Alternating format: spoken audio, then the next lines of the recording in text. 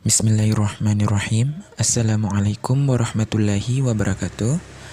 Perkenalkan, nama saya Muhammad Rizky Mutawakil dengan NIM 2102 1150 2046 dari kelas Arsitektur 01. Pada kesempatan kali ini, saya akan menjelaskan sedikit terkait ujian tengah semester dari mata kuliah Sejarah Arsitektur Dunia. Yang akan menjadi pembahasan saya di sini adalah mengenai arsitektur Asia Tengah. Adapun yang menjadi pokok pembahasan di presentasi saya kali ini, yang pertama adalah sejarah Asia Tengah, yang kedua geografi Asia Tengah, yang ketiga demografi Asia Tengah, yang keempat arsitektur Asia Tengah, dan yang kelima adalah bangunan arsitektur Asia Tengah. Untuk mengefisienkan waktu, langsung saja kita ke pembahasan yang pertama, yaitu sejarah Asia Tengah. Kaum nomaden itu pertama kali berkelana di Asia Tengah kemungkinan sejak tahun 50.000 sebelum Masehi. Kemudian pada tahun 5000 sebelum Masehi, kaum nomaden ini mulai terpecah setidaknya menjadi dua kelompok yang berbeda yang menuturkan bahasa yang berbeda pula.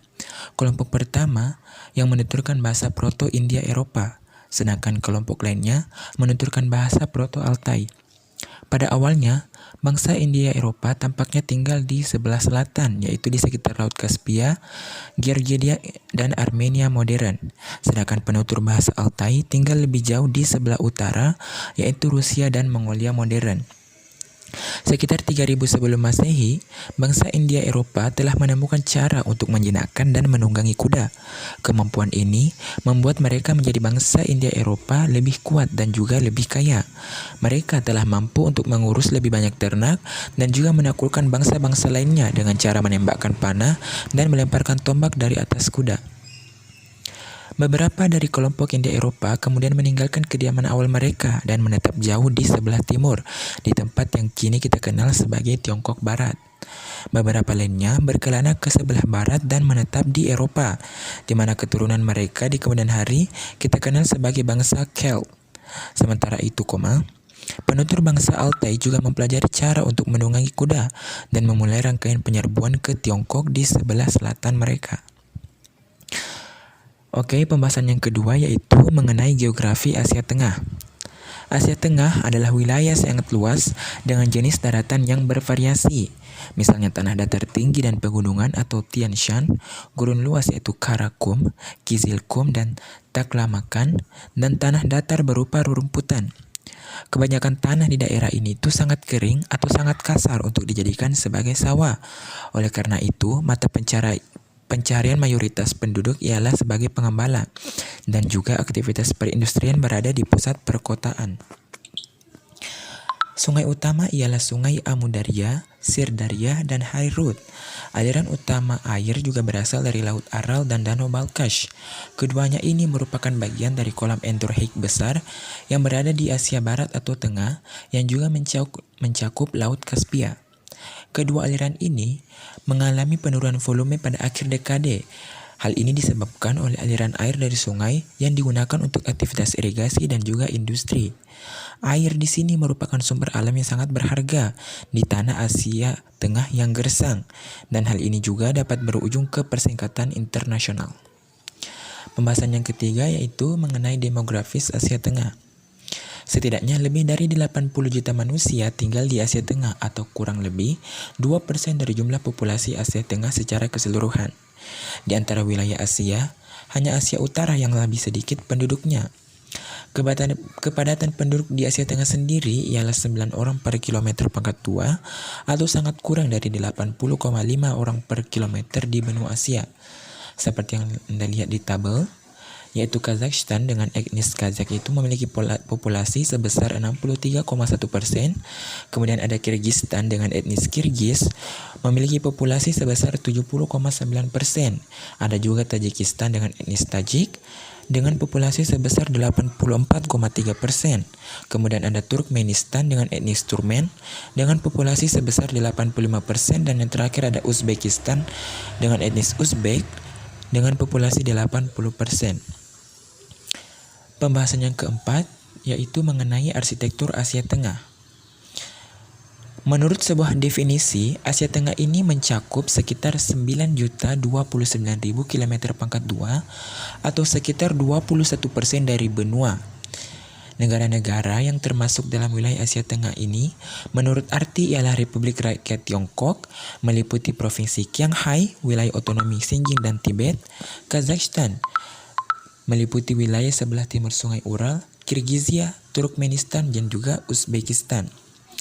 Definisi kedua menyebutkan bahwa Asia Tengah juga mencakup wilayah-wilayah definisi pertama yang ditambah dengan Azerbaijan sampai Iran, negara-negara Transkaukasus yaitu Azerbaijan, Armenia, dan Georgia.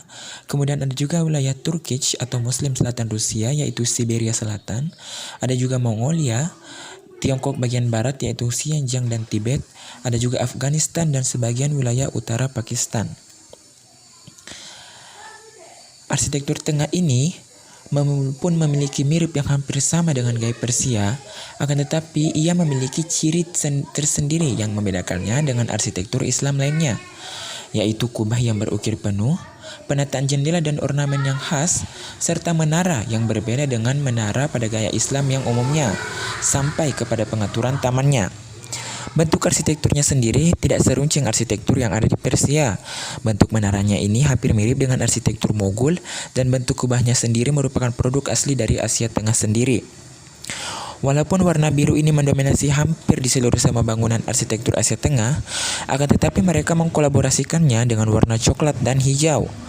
Contoh karya terbesar dari arsitektur Asia Tengah adalah Masjid Samarkand yang ada di Uzbekistan, Masjid Kaskar yang ada di Itkah, di Xinjiang, Cina, dan Masjid Agung yang Saint Petersburg yang ada di Rusia. Kita lanjut ke pembahasan yang kelima, yaitu bangunan arsitektur Asia Tengah. Di sini saya akan memberikan dua contoh bangunan dari arsitektur Asia Tengah. Yang pertama, kita akan membahas mengenai Masjid Turkmenbashi-Ruhi. Turkmenbashi-Ruhi ini bisa dibilang sebagai masjid terbesar yang ada di Asia Tengah.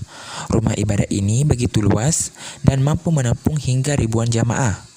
Rumah ibadah ini berdiri dengan gagahnya di Jipak, sekitar 7 km dari pusat kota Ashgabat. Masjid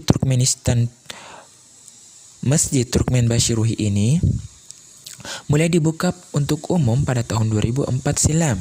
Jika kita lihat dari luarnya, memang masjid ini tampak sangat luas.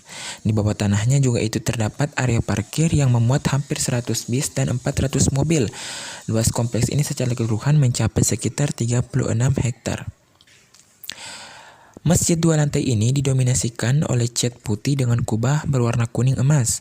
Bagian di dalamnya dilapisi karpet Turkmenistan buatan tangan dan dindingnya diberi dekorasi yang bernafaskan Islam. Jika kita lihat secara saksama, tampak 4 menara menjulang tinggi dengan ketinggian 50 meter di berbagai sisinya. Tak tinggalan pula, di halaman Masjid Turkmenistan-Ruhi ini juga dibuat air mancur serta taman yang tertata rapi dan begitu indah untuk dipandang mata. Yang selanjutnya yaitu Chor Minor. Chor Minor atau secara harfiah yang berarti 4 menara ini didirikan oleh seorang pedagang Turki yang bernama Khalifah Niyaz Kouli pada awal abad ke-19.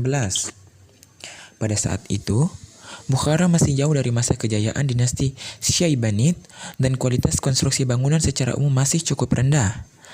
Namun demikian, Kouli telah berhasil menciptakan sebuah struktur minat arsitektur yang mampu bertahan lama, yang terus menyenangkan pengunjung karena keunikan dan reinterpretasi kreatif prinsip-prinsip desain yang dihormati oleh waktu. Tujuan dari bangunan Chor Minor ini sendiri sepenuhnya tidaklah jelas, tetapi kemungkinan besar Chor Minor ini berfungsi sebagai bagian depan dari sebuah madrasah yang luas yang tidak lagi bertahan. Dalam kapasitas ini dapat dikatakan Chor Minor secara bersamaan merupakan sebuah gerbang monumental atau plang tinggi yang mengiklankan atau mempromosikan lokasi madrasah dan menjadi komponen integral dari kurikulum madrasah. Sebagai contoh, lantai atas yang mencakup ruang berkubah yang kemungkinan digunakan sebagai perpustakaan. Pada tahun 1995, menara kiri depan dari Chor Minor ini runtuh, mengakibatkan adanya destabilisasi seluruh struktur. Pihak berwenang kemudian mengajukan banding ke UNESCO untuk pendanaan darurat guna menopang dan juga memulihkan bangunan, dan ia kemudian mendapat bantuan sekitar 50 US dollar untuk perbaikan. Meskipun bangunan itu dibuat secara utuh, UNESCO kemudian menyatakan kembali keprihatinannya bahwa semen baja berkualitas buruk telah digunakan dalam konstruksi bangunan ini. Mungkin itu saja yang sempat saya jelaskan pada kesempatan kali ini. Sebelumnya, apabila ada kata atau kalimat yang saya salah, mohon maaf. Jika ada yang kesempurnaan datangnya dari Allah, jika ada kesalahan itu datangnya dari saya sendiri. Lebih dan kurangnya mohon dimaafkan. Wassalamualaikum warahmatullahi wabarakatuh.